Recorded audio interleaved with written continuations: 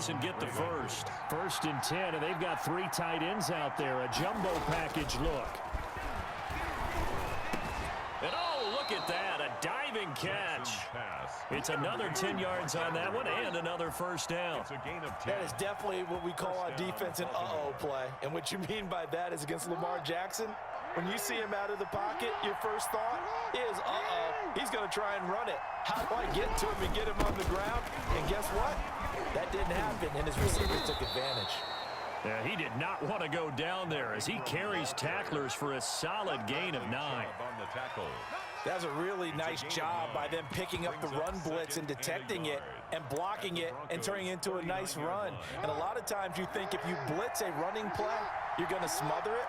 But a lot of the blitzers, they come in a little bit high. They don't have great leverage, and they're easily blocked and turned to the side. And here he'll be brought down a little shy of the 35 at the 36. I think that's the type of run we'll continue to see throughout this game. The snow coming down, I don't expect a lot of big plays to be broken.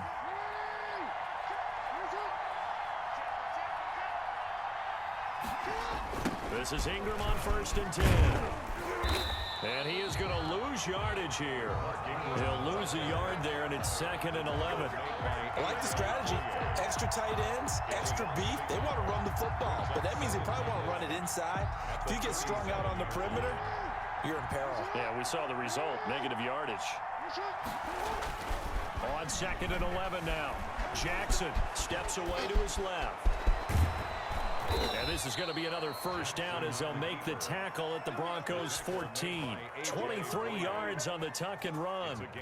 On that play, as you saw the route start to develop downfield, I got the sense that maybe the run would set up for him. And he took full advantage of it and got a big gain on a busted play. And now Jackson will look to throw it. Dancing to his left. Jackson hit, and he lost the football. And I think the offense got it back. Yes, they did. At the 2-yard line is where they'll have it. Much like a running back going through the line, quarterbacks have to be aware of protecting the football as well. He left it exposed that time, wound up having it knocked free, but fortunately, had an alert teammate who was able to get it.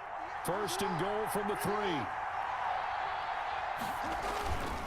They'll look to run with Ingram. Able to get a couple here, but won't get across the plane as they stop him right around the 1. Looking at this now, you got a couple more cracks here this close. Sneak it. I don't think you even go into a huddle. Just line up, snap it, and fall in behind those guys into the end zone. And again, it's Ingram. And he will take it in for a Ravens touchdown. Punching it in from a yard away. And the Ravens have taken the early lead. On paper coming in, you'd say that these guys are the better team by far, and they sort of showed their superiority there on the opening drive. Yeah, they came in a heavy favorite in this game, and even though they're on the road, they just still just wiped it away, didn't they? They just said to everyone, we're the better team. We just showed it to you on this opening drive, and we expect to do it all game long. And that drives coaches insane, doesn't it? When they see that happen, it just doesn't feel right, does it? Plus, you're giving up yardage.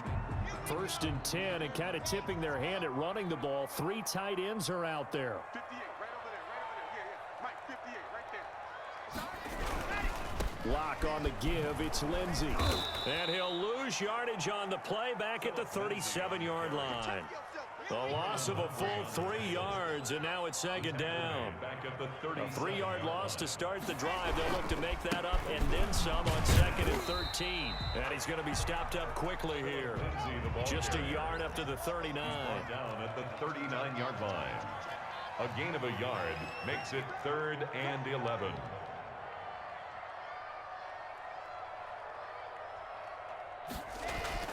Throwing his lock on 3rd down.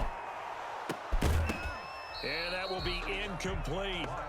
That's an excellent job right there on 3rd down. Like any defense, you never want to let them get anything started, and that would have been a first down. Instead, you saw the contact on time, no penalty, and before this drive could get wings, it's 4th down.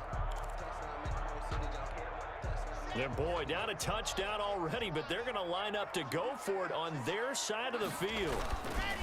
They do go for it. It's Locke. He's going to fire one deep, middle of the, and that's caught inside the 30.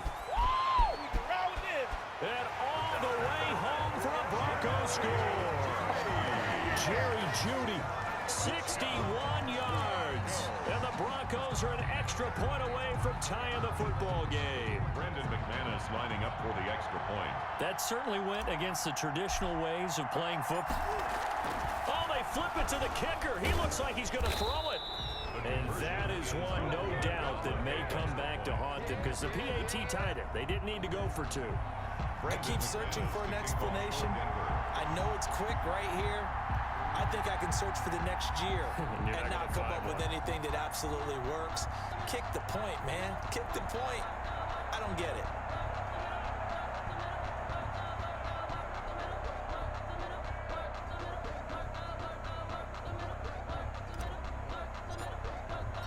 After the touchdown, here's McManus now to kick it away.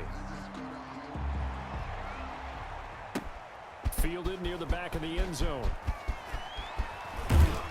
And he returns this to the 22. The Ravens take over 1st and 10 at their own 22-yard line.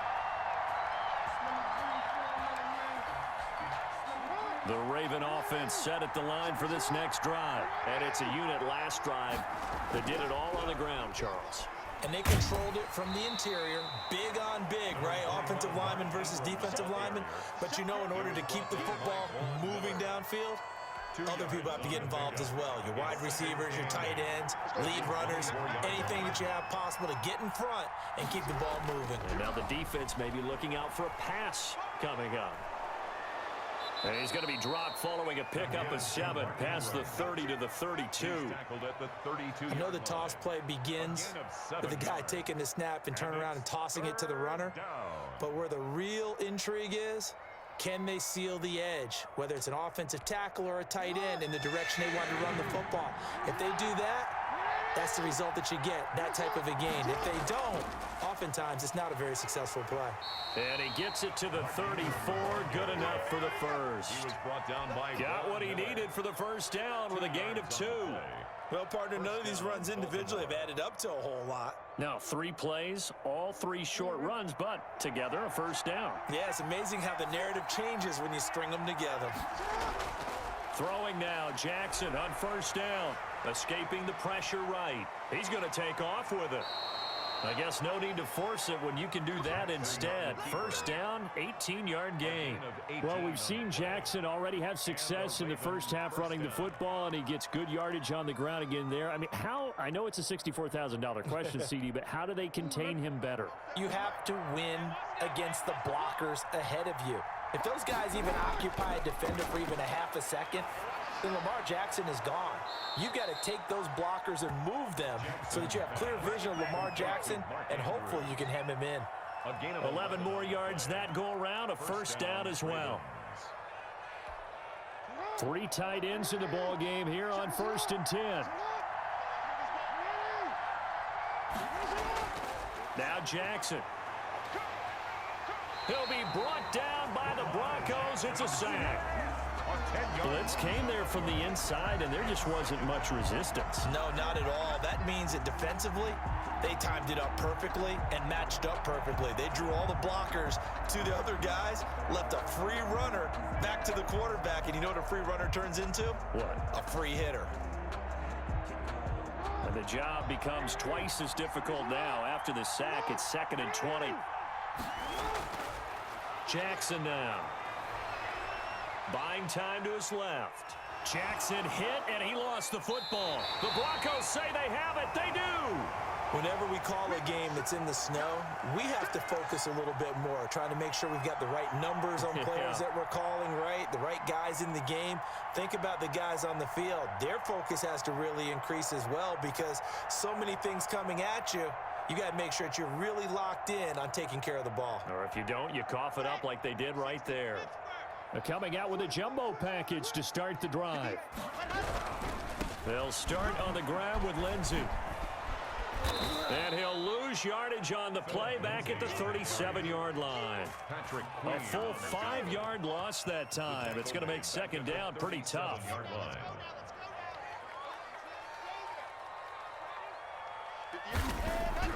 On 2nd and 15 now. Lock. He'll find Lindsey here. And he'll be taken down, but not before he gets into enemy territory. It's a pickup of 17 and a first down. On 1st and 10, it's Lindsey. Well, that certainly has to feel good. It's not all the time that the play caller should get all the credit. Sometimes I think in the huddle, the quarterback just says, hey, who's going to make a play for me? I just need something right here.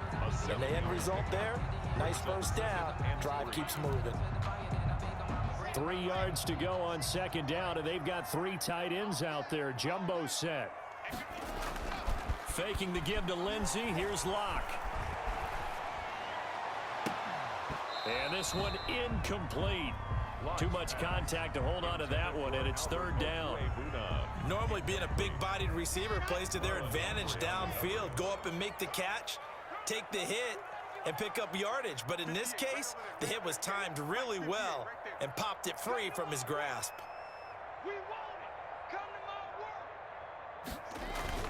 Now a play fake, and here's Locke.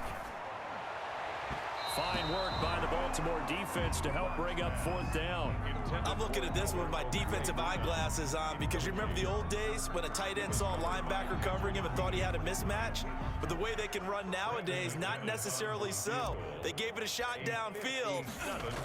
Oh, they flip it to the kicker. He looks like he's going to throw it. Oh, and this turns into a mess as it's intercepted. Picked off by the Pro Bowler, Marcus Peters. And he will bring this across midfield to the 49-yard line. And this might not be the last interception we see, Brandon. Both of these teams like to throw the football, but here in this snow, ball's not going to always go where you want it to. And this one winds up getting intercepted. They'll run for the first time with J.K. Dobbins. And that play goes nowhere. Taken down, losing yardage at the 50, right at midfield. Officially, it's a 1-yard loss. That's going to bring up 2nd and 11. At the 50. On 2nd down, a run with Dobbins. And this Bronco defense really selling out to stop the run, and it pays off. They get him behind the line twice in a row. That'll wind up as a loss on the play, so now they're staring at a 3rd down and 12. Raven football here as we begin quarter number 2. After one, a 1-point game, 7-6. Finding room inside the 40. And he's taken down, but not before he gets to the Broncos' 19-yard line. The previous play, they barely got back to the line of scrimmage. Now they pick up over 30 yards. So here's a 1st and 10 now, down inside the 20. Ingram. And he's down inside the 5 at the 4 before he's out of bounds. 15 more there, and they're on a roll. It's another 1st down. 2 big plays in succession. Not sure this D knows what hit him, but now they got to get ready. It's 1st and goal. And he will push his way forward down to about the 3-yard line. Only a yard that time. 2nd and goal. One man in the backfield. That's Ingram on 2nd and goal. He's going to get it running right. It'll go as no gain on the play, and now they're looking at a 3rd and goal. Big play coming here. It's 3rd and goal.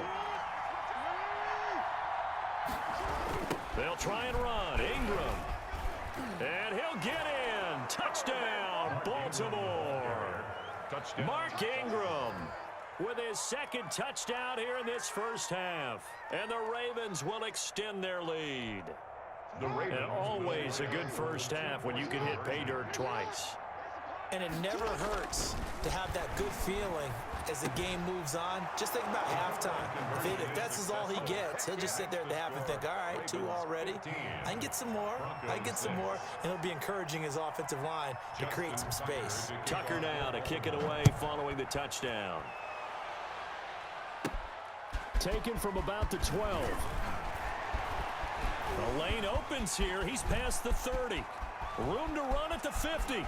Still going inside the 30. And they are not going to catch him. He's in. You know, a lot of special teams coaches, they just want to keep it away from him because that's what he can do. And others have egos that their players can't keep up with. And they say, challenge him. Kick it to him. The way